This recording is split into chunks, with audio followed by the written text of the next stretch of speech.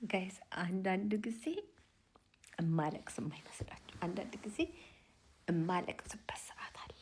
ዛሬ የሆነ ቁጭ ብዬ ወደኋላ እያሰብኩኝ ልጅነቴን እያሰብኩኝ ያለቀስኩ ነበር። ለምንድን ነው ያለቀስኩት?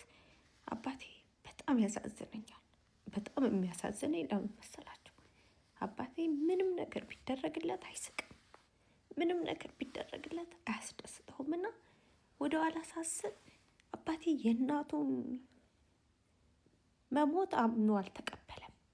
ኢትዮጵያዊ ከልጆቻችን ጋር ከቤተሰቦቻችን ጋር ከእናት ከአባታችን ጋር ያለን አታችመንት ጥሩ ሆኖ እያለ አንዳንድ ልጅ ግን ይጎዳል።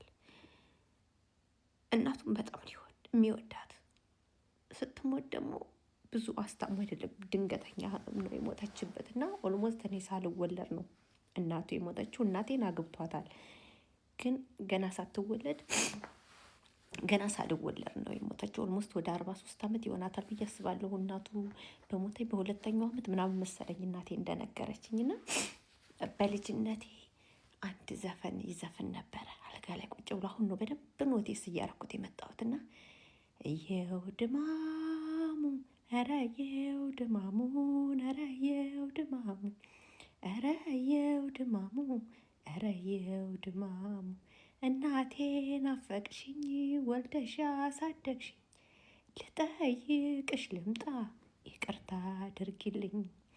እየው ድማሙ እናትና አባቴን በተለየኋቸው በስንት ዓመታቴ በልም ያገኘኋቸው ይላልና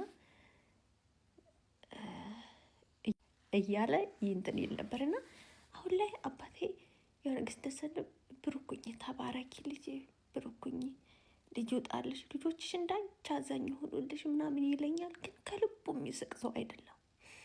ብዙ ሰው ትንሽ ነገር ተደርጎለት በቃ የሚስቅ ነው። አባቴ ምንም ብታረጉለት አይስቅምና ኖቲስ አድርገው አባቴ የእናቱን ሞት በፍጹም አባቱንም በጣም ይወደዋል። የአባቱንም ሞት አልተቀበለም፣ ግን ሞስትሊ የእናቱን ሞት አልተቀበለም። እና በቃ አባቴ ዝም ብዬ ሳየው እግዚአብሔር ነው የምላችሁ አባት እንደገና የሚረከስ እንደገና አባትን አርግዞ መውለድ ቢቻል እመቤቴን አባቴን አርግዤ ወልጄ እንደገና ባሳድገው ደስ ይለኝ ነበረ። ቢኮዝ አባቴ እኔ ሳውቀው ጀምሮ ስንታመምበት እኔ እንግዲህ ምን አደርጋለሁ እግዚአብሔር ያውቃል። እናቴ ሞታ ምን ሆኛለሁ ቁምዬ እርኳ አይደል ይላልና ባለፈውም እንደዚህ በቃ ለእናቱ ከእህቶቹ ከወንድሞቹ ሳይፎካከር ኤክስትራ ለእናቱ ማለት ነው። አንዳንድ ነገሮችን በቃ ከሰዎችም ደግሞ ኪዳነ ምሕረት ማህበር ተጠጣለች አባቴ እናትና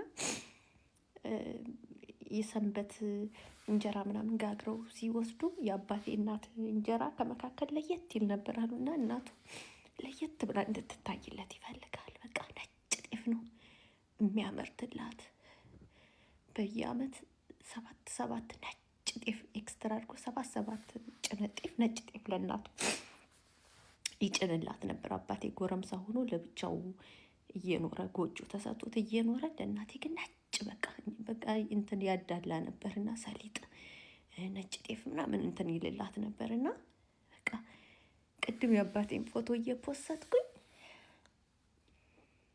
በቃ ያሳዝነኛል። እመቤቴን በቃ እናቱ ሞት አለመቀበሉ እናቱ ደግሞ በጣም ነበር ለሱ የምትወደውና በዛ ላይ ደግሞ ብዙ አላስታመማትም። በዛ ላይ ደግሞ በቃ እያወራችሁ እንትን እያልችሁ አውራጣቱን ጭብጣውን የሞተችውና ላለፉት 42-43 ዓመት በቃ እናቱ ከሞተ ጀምሮ በእናቱ ስኒ ነው ስቲል የሚጠጣው። እንዲች ቡና በጠጣ ቁጥር ማለት ነው ቀን በቀን ቡና በጠጣ ቁጥር ስኒ እያየ ከንፈሩን ይነክሳል ይላል።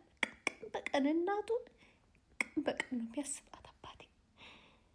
በቃና ኃይለኛም የሆነው አግሬሲቭም የሆነው ብስጭትም የሚለው በእናቱ ሞት የተነሳ ነው። እና እግዚአብሔርን ያሳዝነኛል።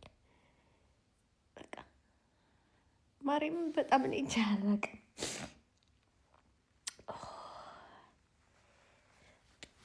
በቃ ስሜቴን ልንገራችሁ ብዬ ነው።